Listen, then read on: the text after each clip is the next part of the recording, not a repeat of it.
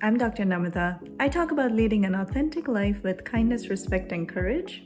There's this one thing that I've continuously heard, at least since I stepped into my career, and it doesn't seem to be dying down.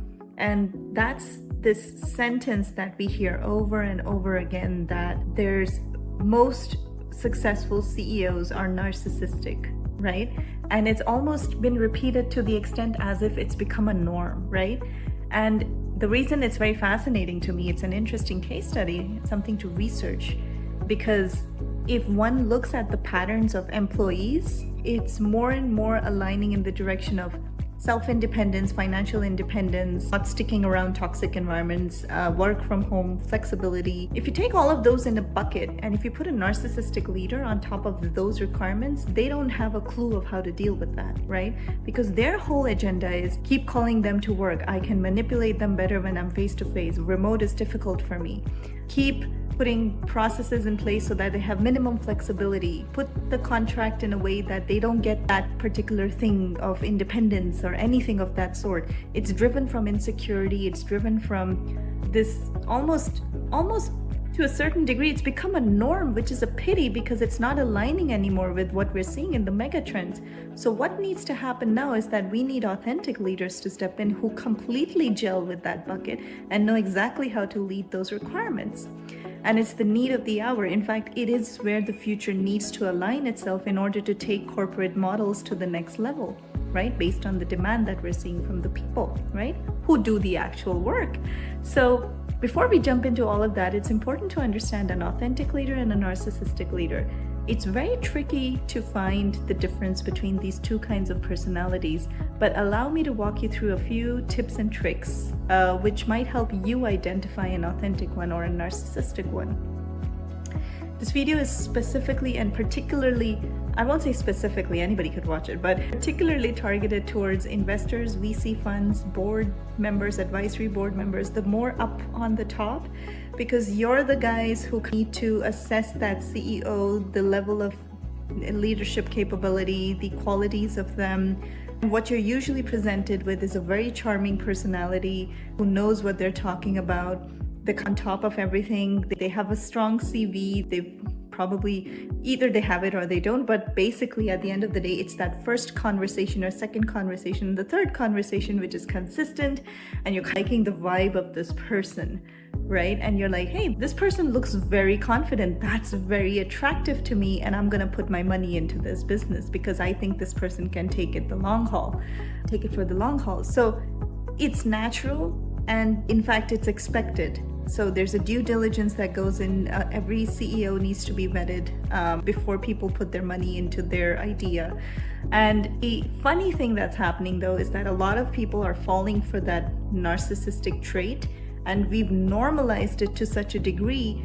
The way it's backlashing or going to backlash to these people who've actually invested their money into this is that when this person actually starts leading, you're gonna see high churn rates. You're gonna see a lot of top talent walking out. You're gonna see, I don't know, a lot of drama, a lot of politics, a lot of chaos. Nothing seems to be very smooth when this person is around. And if it gets worse, you might even see lying, you might see coercing facts, you might see data being shifted, moved around, you might see Photoshop being used. A narcissistic leader will go to whatever means they have to go in order to create the result that satisfies their self. Because in their vision, everybody's stupid, they're the only smart one, right? Now you put an authentic leader in that position and it's gonna be the complete flip of everything I just mentioned. There's a very secure person. He or she is going to be driven by facts. They're going to be driven by transparency, authenticity, truth. They don't mind speaking their mind. They're very open to discussions. They're even open, very flexible in nature. They don't mind being criticized. And it's the complete opposite of a narcissistic personality. But here's the thing. How do you tell the difference in the early days? Is it even possible? So in order to understand that, you have to also recognize what's driving these two personalities, because they're very similar in the way that they present themselves in the early parts of a relationship. It's very difficult to capture or make the difference between the two. They're both going to be super confident. They're both going to be super charismatic. They're going to be very much in control of the situation. They understand what people want to hear, and they're going to deliver. They're high performers, right? And here's the distinction. In authentic leader and the narcissistic leader, let's use ego. Ego is there in every human being. It's just how one is using that ego towards what end, which tells the difference between personalities. Everybody has an ego. Everybody has a certain level of self-esteem. That could vary between person to person, but I just want to start with this foundation of ego is normal, right? So the authentic person has an ego, the narcissistic person has an ego. What's driving an authentic leader most of the time, in fact, pretty much every time, is a certain set of values, integrity, respect, and even kindness, right?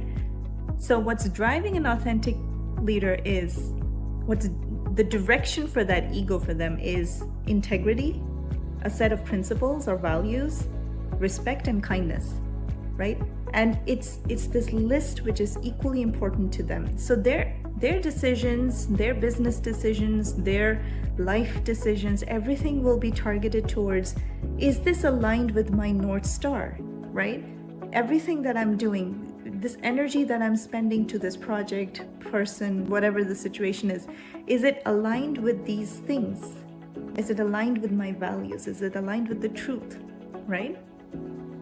That's what drives an authentic leader. And because they're so sure of their values and their principles, they're so self-confident, they're so secure as human beings, they come off as very charismatic, they come off as very confident, because there's very little space for fear, in the sense of, I can manage this, it is what it is, but I know how to get my way around this. There's a lot of self-confidence, and it's a healthy presentation of the ego, right? Now you take that whole situation into a narcissistic person. The moment you have a narcissistic person, their ego is only directed towards one thing, which is control. And it's all about the image. Their image needs to be positive, but they don't have the tools within in order to create true positive results. So they rely a lot on acting and heavily rely on manipulation in order to make sure that that image is not hindered in any way. They will go to any means to make sure that that image doesn't get affected. It's driven from a lot of insecurity, and every narcissistic person will always have some backstory to try and justify this behavior, right? And that's when you start seeing that they will do whatever it takes to make sure that that image is not ruined. And this is where it becomes a fascinating study, because that's why they become such good actors. That's why they become such good manipulators, because that energy, that drive is, I have to look good, right? And none of these people know what they're talking about. I do. And I'm not gonna let this person or that person, anyone on the planet, ruin this, my image. You put image in an authentic person, they couldn't care less. They're the kind of people who are like, oh, if this situation is not aligning with my values, they will very comfortably remove themselves from that situation or that person, regardless of what it does to their image. And the interesting fact is that they end up gaining image because of that confidence to walk out from a situation, because they're so comfortable with the self. They're very secure. Polar opposite, narcissists are extremely insecure. So that leader will shout if they have to. They are the grandiose kind. They will shout, they will threaten, they will push people down in their teams, they will keep making them overwork themselves by confusing the hell out of them, right? Because in the beginning, they were so nice, they were so kind. That even goes with covert narcissists, right? The other kind, who are extremely calm and they're very nice, and you think that, oh, this person is so mature, this person is so nice. And then suddenly, after a while, a few months, they flip and they're making you question yourself and your self-worth, and particularly if you're a high performer. So that's why you'll see a lot of high performers walk out from companies that are being led by narcissistic CEOs. And conversely, authentic leaders have very low churn rate, because they know exactly how to talk to the certain kind of personality that they're talking to.